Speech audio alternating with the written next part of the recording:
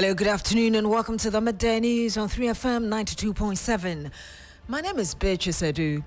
The news is also live on Kasmi 107.1 FM and across the world at 3news.com. Coming up in the next 30 minutes.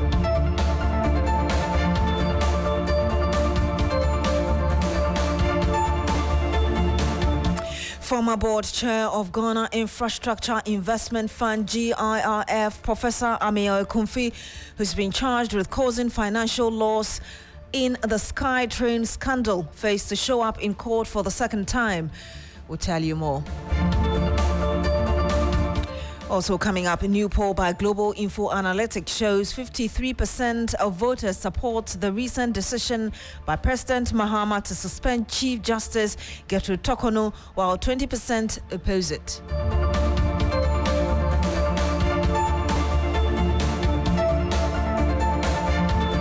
Also coming up, University of Ghana chapter of UTAG demands the immediate removal of Auditor General Johnson Ekwamwa Adu over audit report that accuses the university of inflating salary claims by some 59 million Ghana cedis.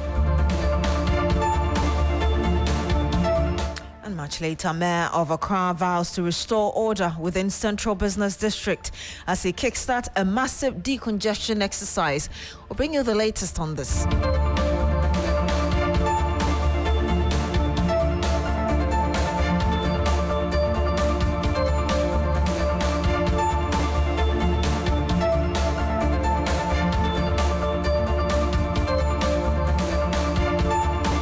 Thank you very much for joining us this afternoon. Now, lawyers of the former board chairman of the Ghana Infrastructure Investment Fund, Professor Christopher Amio Ekumfi, have told the Accra High Court that the second accused person was in the early hours of Tuesday rushed to the emergency ward and could therefore not show up in court today. Lead counsel for the former GIIF board chair, Duke Aaron Sasu, was responding to a query by Justice Comfort Tasiame regarding Professor Ekumfi, whose plea was scheduled to be taken today. Professor Ekumfi and former Chief Executive Officer of the fund, Solomon Asamoah, have been dragged to the High Court for allegedly causing financial loss of $2 million in a transaction to build an urban SkyTrain system in Accra. The two have been charged with 2 counts of conspiracy, willfully causing financial loss to the state, and intentional dissipation of public funds. Lord Edwasare is our man in court. He joins us live on the line. Lord, this isn't the first time, like I just read, that we're hearing of Professor Amio Ekumfi not showing up in court due to ill health. Do we know when he's likely to be cleared for this trial? Well, Beatrice, like you indicated, at the first time to appear before the court, it was only the first accused person, who is the former CEO of the Ghana Infrastructure Investment Fund, Solomon Asamoah. He showed up in court and was subsequently granted bail. Professor Ekumfi, who is the board chair of the fund, was absent because his lawyers indicated to the court that he had undergone a surgery, and so they were praying that by today it would have been relatively better to be able to show up in court for his plea to be taken. Because as it stands now, it's only the plea of Solomon Asamoah who's that has been taken. Now, in court today, his lawyers indicated that just this morning, at dawn, actually, he was rushed to the emergency ward because he was taken ill.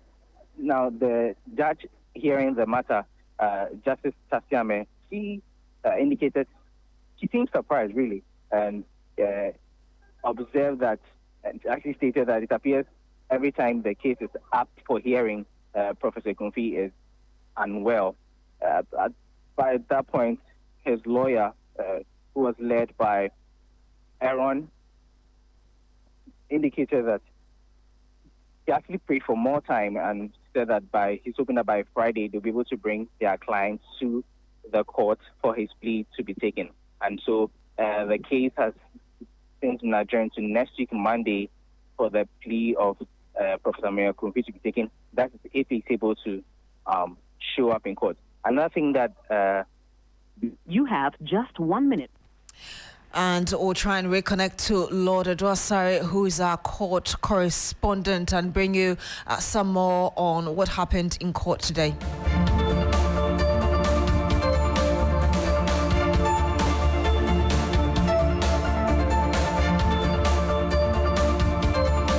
Whilst we do that, a major decongestion exercise by officials of the Accra Metropolitan Assembly AMA swept through some major markets in Accra on Tuesday, May 20. That's today.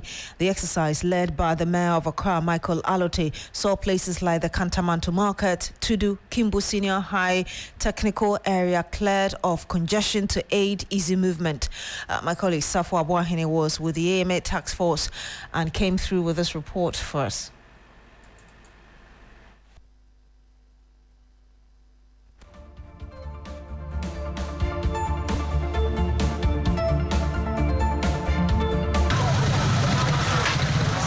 We started off the journey from the Rollins Park around Okaishi, then we entered through Kantamanto, we went to Mokola, and then we finished at Tudu, where we walked through to the AMA office. And so it has been a very energetic morning, I can say, because speaking to the Accra Mayor in the person of Michael Alote, he made mention of the fact that this is not going to be a one-day wonder. We have seen the changes when we came here at the market, but how are we going to ensure that this continues?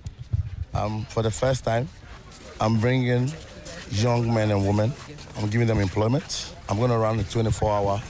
So we are not sleeping. We are working every day. People work in the night. They don't have people to take tickets from them, to guide them. They are petty thieves.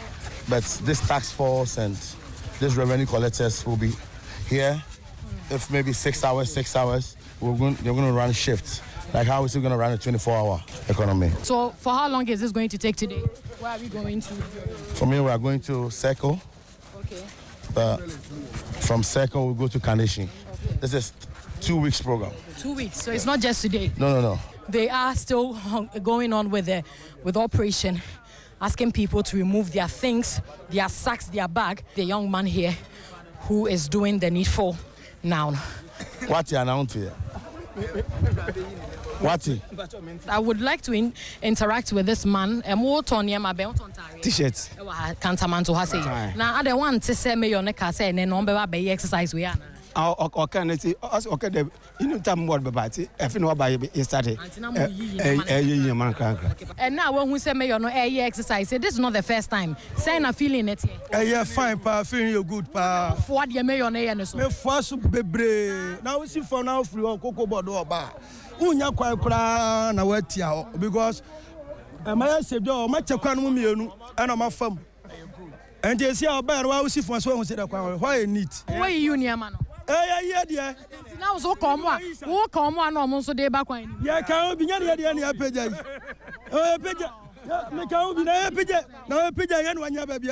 How is the feeling today that you have met the mayor and the task force embarking on this exercise? We are very interested. He's working well. We lack somebody like this in this country. We need to encourage those people in the street where they are selling. They need to give the way so that their country will be successful. Everything will be made nicely.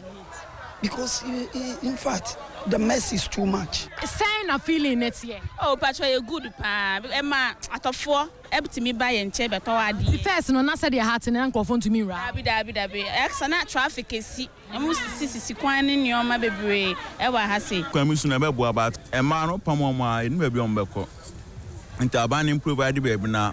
But mind you, this exercise was done in collaboration with the MCE for the Koleklote Atugezi. We are trying to make Accra look clean. If we see people selling in front of your shop on the pavement, well, we have a problem with you. If you can't sack them, call us. Also, when you finish and you have refuse from your trade, get some rubber bag and put them inside. But we throw things away, and then when the rains come, we have problems like we had over the weekend. We are pleading with you. You should help us to help you. Safa Boyni, TV3 News, Central Business. You're still here on the Midday News on True FM 92.7. When we come back, we'll bring you some more. Don't go away.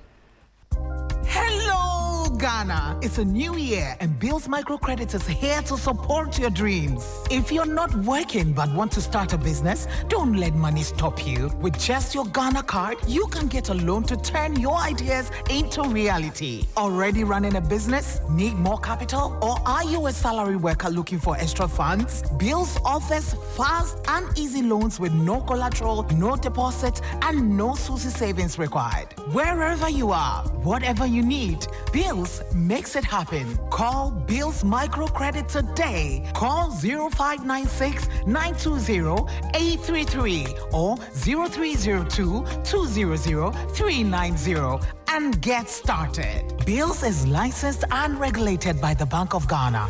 Bills, financing your needs. Terms and conditions apply. Freezer, yeah, diaba. Adama for diaba, a freezer. Adama, a crafty sementia. Adama, Metimoso, my sorry. Canino, Obo Moasia. I do fresh the Nobium Unum and San last night. I don't know what we did. Adama for you have someone who said, yet the Drubacope, a ship will be a high technology. I could for freezer. When Kwan, and once open your 15 letters. No fugum, what ya no fugum. What the bus here, if we be any of us, you, equity self, over Timono. Then we sure say, woman shown task here. No more send up for now, freezer, power up a day, freezer. Dacia, a person does so among Amoniaji. To me, Miwasika, to me, but you may not do some doom. Adama, with that Adama, no queer. Adama, you can't resist. Ubenya Adama West Africa for a dream or baby bear a tongue cry on you. I say Kayone Kenkai in Choya a dream.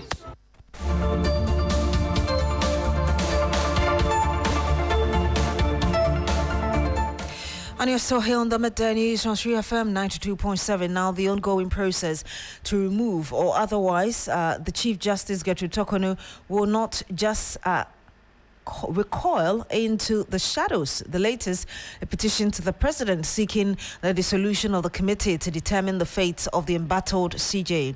Alfred Abebi-Okume, an MPP activist, is urging the president to dissolve the 5-member committee over alleged meeting by 2 members of the committee, Justices Gabriel Paman and Samuel Adibu, Supreme Court Justice Yoni Kolendi and lawyer Thaddeus Sori. He argues that the alleged meeting is of a grave concern to the sacred process and must draw action from the president. But Thaddeus Sori, who is alleged to be lawyer of one of the petitioners, has described the alleged meeting as a fabrication. Let's get into the details of the petition and the response. The petitioner alleges that on May 15, 2 committee members, Justices Gabriel Scott Praman and Samuel Adibu Seidu, along with Supreme Court Justice Yoni Kolendi, were seen dining at a restaurant with Sori, who is representing one of the petitioners. Kumi described the alleged meeting as a grave concern and that the proceedings for the removal of Ghana's Chief Justice are a solemn process that should not be subject to manipulation by any individual or authority. In a Facebook response, Sori dismissed the claims, calling them a monstrous lie, stating no such meeting took place. This is easily verifiable. We know those who seek justice through negotiation. Meanwhile, nearly 1 month after the Chief Justice was suspended from office, a new poll by Global Info Analytics shows 53% of voters support her suspension, with 20% opposing it. 12% of voters were neutral and 15% did not have an opinion. Majority of voters in all the regions support a suspension except Northeast and Northern region. Musa Dankwa is the Executive Director of Global Info Analytics. He joins us live on the line. Good afternoon to you, sir. Thank you so much for joining us. Good afternoon. Thank you for having me. If you're able to first help us with when this latest survey was done. All right. This survey was carried out from 1st May to 19th May. And we sampled 2,558 voters in all the 16 regions of the country. And it was done by telephone polls. Was done by telephone? Yes. Okay, and so between 1st and 19th of May, that's just yesterday. You ended yesterday.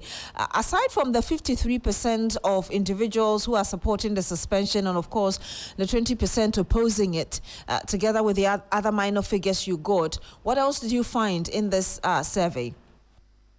I mean, as you mentioned, all the regions support the suspension except Northeast and Northern region. If you look at the numbers, the largest support comes from Volta region, around 88%. You have around 75%. Western region, 61%. Western North, 70%. And the Central region, about 48%. Even in Ashanti, about 45% support the suspension. If I may find out from you what you seek to get with this survey that you did. You know, there were surveys that we conducted before the decisions. When the process started, we asked voters whether they support the process to remove her. And during that survey, we found about 50% supporting the process. Then there was a decision to remove her, or to suspend her. So we went back to voters to ask them if they support the suspension of the Chief Justice following the prima facie being established. And they said yes.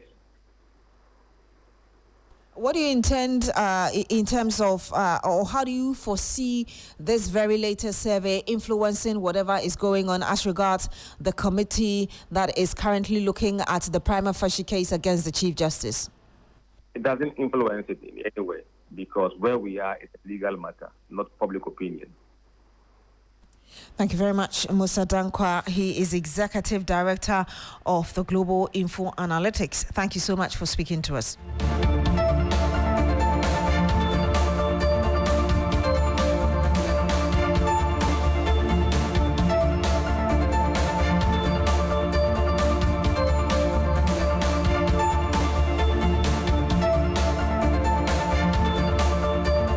Now, environmental NGO Arusha Ghana is calling for a cessation of ongoing efforts to fell trees on the Atomic Road. The exercise is expected to take place today with strict police supervision.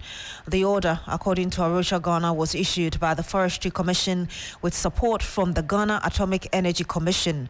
The affected trees include 8 mahogany trees, 6 other trees, 43 mahogany trees, would also be pruned. The Kwabenya Atomic Highway is a traffic-prone area, and the exercise is believed to pave way for the construction of a highway. Let's get more from Christian Yale, who is our reporter. He'll be joining us very shortly.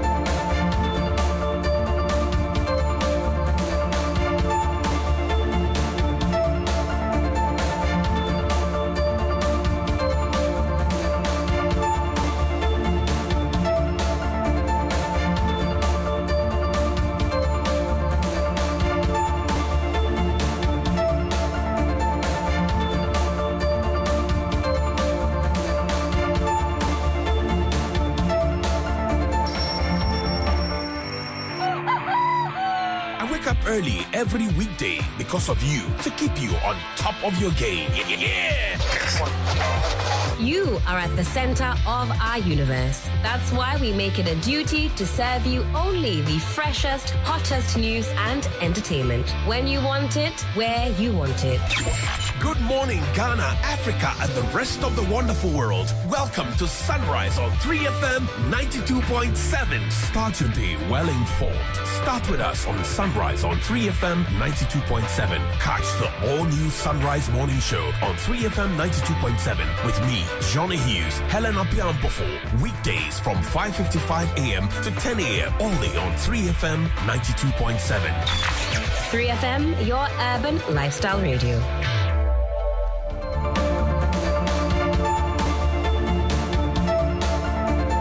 Some 20 minutes past the hour of 12. This is the Midday News on 3FM 92.7. Thank you for staying with us.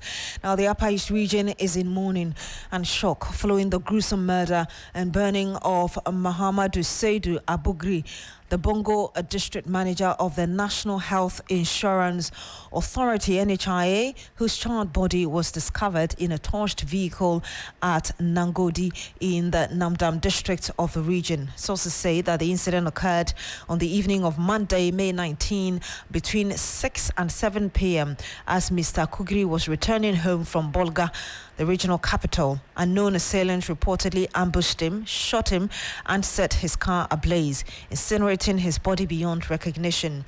The savage nature of the killing has sent waves of fear and outrage across the region. Meanwhile, the majority leader and member of parliament for Boku Central, Mahama Yariga, has condemned the attack whilst urging restraint from the youth of the area. He has also called on the police to launch investigation into the attack and bring the perpetrators to face the law. He also urged the factions in the Boko conflict to remain calm as he awaits the outcome of the Asantehene Mediation Committee. Adib Sani is a security analyst. He joins us live on the line. Good afternoon to you, sir. Thank you so much for joining us. Good afternoon. Thank you for having me. This is yet another disturbing incident coming from the Upper East region. I'm wondering what you've picked on this very latest incident as a security analyst so far. Well, it is unfortunate. It is gruesome. It's despicable. It has no place in modern Ghana. It should be condemned by everybody. I mean, oblivion of whichever side of the divide you belong. However, let me be quick to add that we need to be careful with our reportage of this issue. I am not completely discounting the fact that it could be related to the chieftaincy dispute in the area. But on the other hand, it could also be a different issue altogether and not necessarily related to the chieftaincy crisis. You see, beyond the conflict between the two major ethnic groups in that area, there are quite a number of criminalities recorded in the area. I mean, I remember some 2 years ago, some individuals were killed on their way into Boku, just almost inside Boku. And I remember I analyzed the issue. Then National Security Minister, Honorable Kandapa, called me to his office and called the coordinator, Mr. Asumini, the three of us, and they explained that, look, this issue, believe it or not, is not related to the chieftaincy issue. From investigation, we've realized that it is a land case. So it could be a random act of criminality. It could be a targeted killing relating to his job. It can be anything. Okay, it at the same time can be related to the chieftaincy dispute, but we wouldn't be able to tell until a comprehensive investigation is conducted into the matter. So for us to forestall, to prevent any acts of reprisal on the part of the youth in the area, I think we have to go beyond just telling them to remain calm, which I think is a good call, but immediately institute an investigation into the matter. So we get to know what really happened, why he was killed, who the assailants are, so they would have their bail. Indeed, I think that is the approach right now. Indeed, Mr. Sani, but are these cases not becoming one too many? I mean, we keep saying that they may not necessarily be linked to the chieftaincy crisis that we're currently dealing with, but we see a lot more people being killed. That is the unfortunate bit of it, okay? We have all manner of actors on the ground. We have those actors whose primary job is the chieftaincy disputes. We have those other actors who are taking advantage of what is going on to engage in other acts of criminality, such as robberies.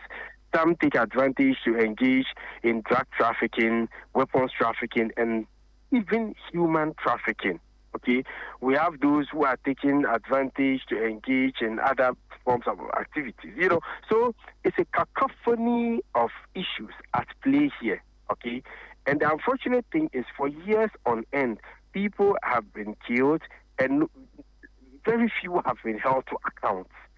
And so people are motivated to kill because they know they will not be held to account. That is the problem. So immediately we start holding people to account, arresting through rigorous investigation, then people will start realizing that, hey, we are not in the Banana Republic. Okay, we are in a country that is governed by the rule of law, and the Buku Enclave is no exception. Then they will begin to think twice. But at this point, the president has shown commitment. It was his first official trip outside of Accra, obviously an indication of what this means to him. There are some individuals who obviously would not be happy about the president's posture, because there are some who benefit from the status quo. All right, so anytime you are working to bring peace, some are working to maintain the status quo. And it is normal because they know they are losing. All right, so let's put these criminals to shame by embracing peace, by softening our stance and not maintaining an intransigent posture. So at least Boku would be back to normal. How do we get the security agencies to up their game in terms of some of these killings? Well, we need more presence on the ground. They need logistics. Logistics is extremely key. I don't think that has been enough. We like I indicated, intelligence is also key. We need to work collaboratively with certain assets of stakeholders on the ground. So we are able to, even in some cases, preempt and prevent some of these things from happening in the first place. Law enforcement has to be enhanced in the area. Unfortunately, at this point, it's become a bit restive, which, in my opinion, is what is motivating these criminals to continue perpetrating their criminal acts. But all in all, we need to address the main elephant in the room, addressing the chieftaincy dispute in the area. Otunfo is doing his bit, but it has to be complemented by the security services, by even the media. The way you report, I've always maintained that there's a need for conflict-sensitive reporting, and the primary actors in this, the Mapusis and the Kusasis, would have to work towards bringing peace in the area, because there's no military solution to any problem in the world, okay? And this big conflict is not benefiting anyone. It is rather pushing Buku back and back by the day. And I don't think the people of the area deserve that. Indeed. Thank you very much, Security Analyst Adib Sani. Now, the Western Central Police Regional Police Command has disabled over 120 Shanfan machines and arrested 13 suspects for illegal mining activities at Wasajapa in the Western region. The exercise, which was carried out yesterday, is part of sustained anti-galamsey operations in the region. The suspects include one Nana Ampedu Stephen Tete Owusu Asari. Among others, 6 motorbikes were further retrieved from the site, in addition to over 120 Shanfan machines that were disabled. A police statement indicates that the suspect will be arraigned before the Takwa Circuit Court today. That's Tuesday, 20th of May. Log on to ShriNews.com for more news. My name is Beatrice Adu. Have a good afternoon.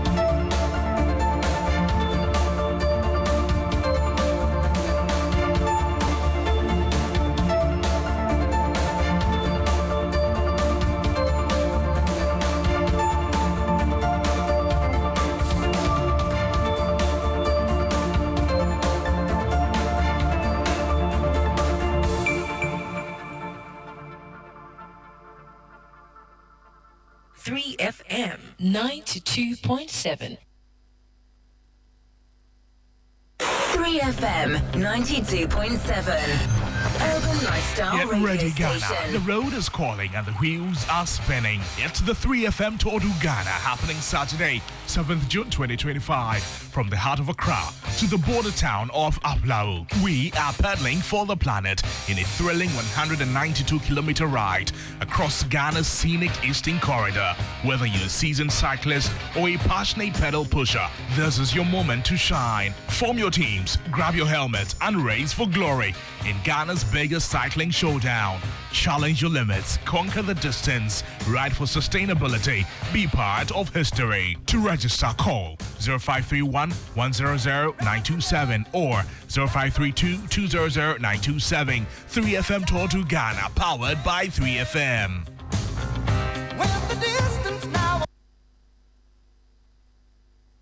3FM 92.7. Urban Lifestyle Radio Station.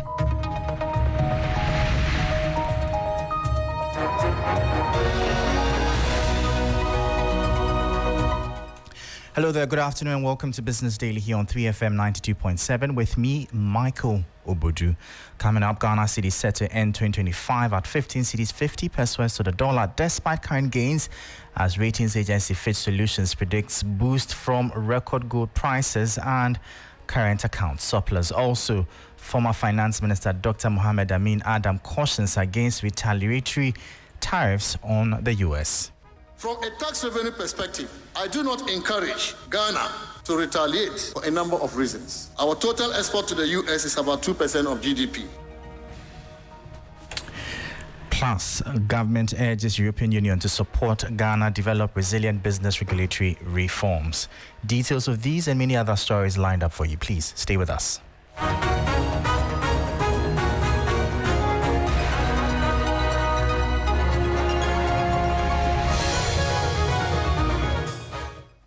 And thank you so much for your time. Straight into our top story. Despite the Ghana Cedi's recent strong appreciation against the US dollar, Fitch Solutions has projected that the local currency will end 2025 at 15 cedis 50 pesos to the dollar, with an annual average of 15 cedis 30 pesos. The UK-based firm says record high gold prices and a lower energy import bill will support stability but not eliminate mid-year volatility. The following 3 Business News Desk report has the details. The Ghana Cedi, which has appreciated by over 17% so far this year to 13 cedis 50 pesos to $1 US, is forecast to end 2025 much weaker at 15 cedis 50 pesos to the dollar. Thus, according to Fitch Solutions' latest outlook. The London-based research firm says, although the Bank of Ghana will seek to maintain stability, the gains will not last the entire year. Its analysis, titled High Gold Prices Will Shield Ghanaian Economy from Tariff Fallout, highlights elevated global gold prices expected to average $3,100 per ounce in 2025 as a key support for Ghana's external position. Fitch anticipates Ghana's current account surplus will hit a record 6.9% of GDP, while foreign reserves will rise to $11.5 billion, nearly doubling from last year. These factors, it believes, will help cushion the local currency against external shocks. Nonetheless, the cedi's projected depreciation is notably higher than Absa Bank's 14 cedis end-of-year forecast. Analysts point to lingering global uncertainty, including U.S. monetary policy and geopolitical tensions, as possible triggers for renewed cedi pressures. And that was a 3 Business News Desk report. Now, away from that, former Finance Minister Dr. Amin Adam has advised the government against retaliating following the United States' decision to impose tariffs on Ghanaian imports, noting that Ghana exports only marginal volumes to the U.S. market. His comment comes amid rising global trade tensions sparked by Washington's sweeping new tariff measures. These include a 10% tax on imports from Ghana, a reduced 30% tariff on Chinese goods down from 145%, and a 20% levy on products from the European market. Speaking at a national dialogue on tackling tax revenue leakages organized by the University of Professional Studies, Accra, UPSA, Dr. Adam warned that any countermeasures could end up hurting Ghanaian consumers who would face higher prices for U.S. goods. We are in the era of trade wars because of the new tariffs imposed by the United States of America. Tariffs on imports from Ghana reduces the competitiveness of made-in-Ghana products on U.S. markets. But reducing the profitability of Ghanaian exporters also means reducing tax revenue for our country. Some countries like China and Canada have also imposed reciprocal tariffs on the United States of America. And there are suggestions that Africa must also follow. Can we do that, Africa? From a tax revenue perspective, I do not encourage Ghana to retaliate for a number of reasons. Our total export to the U.S. is about 2% of GDP, with the non-exempt exports under the new U.S. tariffs standing at 0.4%. The effect is therefore very limited, particularly on our international trade position, which has largely supported our recent recovery. Also, a reciprocal tariff on imports from the U.S. will increase the cost of U.S. exports to Ghana. Given the obsession in Ghana for imported products, this will reduce the disposable income of Ghanaians, thus leading to lower consumption and lower consumer tax revenues. This is my reasons why I do not encourage Ghana to retaliate. And that was former Finance Minister Dr. Mohamed Amin Adam speaking there. Now, the Chief Executive of the Association of Ghana Industries, AGI, Seth Chuma, says consumers could see further price reductions from local manufacturers if the city's recent gains are sustained. The Ghana cedi has appreciated by around 16% since the beginning of the year, earning the title of the world's best performing currency as at April. The appreciation has prompted parts of the business community to announce price cuts, with the Ghana Private Road Transport Union GPRT confirming a reduction in transport fares effective Saturday. While noting that industries typically require time to adjust prices in response to currency movements, Mr. Akwabwa revealed that some manufacturers have already lowered the cost of select commodities, a move that could offer relief to consumers in the coming weeks. We are confident that if what we are experiencing now is sustained, naturally the prices will come down. Bear in mind, we live in a very competitive environment. Products from outside is competing with us, and products from other producers are also competing. So once you live in a competitive environment, you can't keep your price up when others are adjusting. You won't stay in the market. So naturally it will come down. And as a matter of fact, some prices have come down already. I mean, if you do a market survey, you will notice that some prices have come, just as we mentioned that the GPRTU is asking its members to come down on their fares. The same way, some industries who maybe can accommodate immediate adjustments are doing it. I hear price of rice have even gone down a little bit. So we are not saying that we wait till 2 months or 3 months before we adjust. But look at your peculiar situation and where you can adjust. Seth Chuma is the CEO of the Association of Ghana Industries, AGI.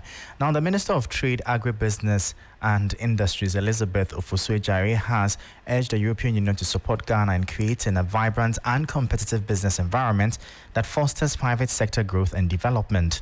Speaking at the Ghana EU Business Forum in Accra, the minister reaffirmed the government's commitment to implementing business regulatory reforms that enhance the ease of doing business in the country. The two-day forum, themed Deepening Ghana-EU Cooperation on Trade and Investment in Non-Traditional Value Chains under the EU Global Gateway Strategy, aims to strengthen bilateral ties and explore new opportunities for collaboration. We believe that a vibrant private sector, supported by sound policies and a transparent regulatory framework, is essential for sustainable economic growth. We are therefore poised to strengthen policy stability, transparency, predictability, and establishing long-term measures that reduce risk for our investors. In this effort, the European Union is a critical partner. We look forward to knowledge sharing and capacity building, to deepen private-public dialogue, to build a business environment that is competitive and beneficial for private sector development.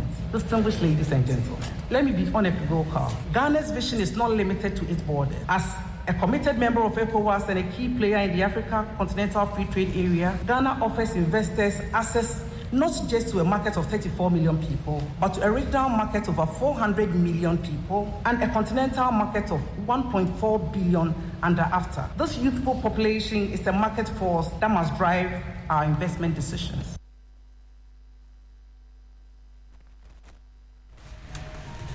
You had the Minister of Trade, Agribusiness and Industries, Elizabeth Ofosu Ajari, bringing an end to Business Daily here on 3FM 92.7. For more business stories, please visit our website. It's 3news.com/business. I am Michael Obudu. Thank you for listening. As always, please stay safe. Urban Blend continues. Do stay tuned.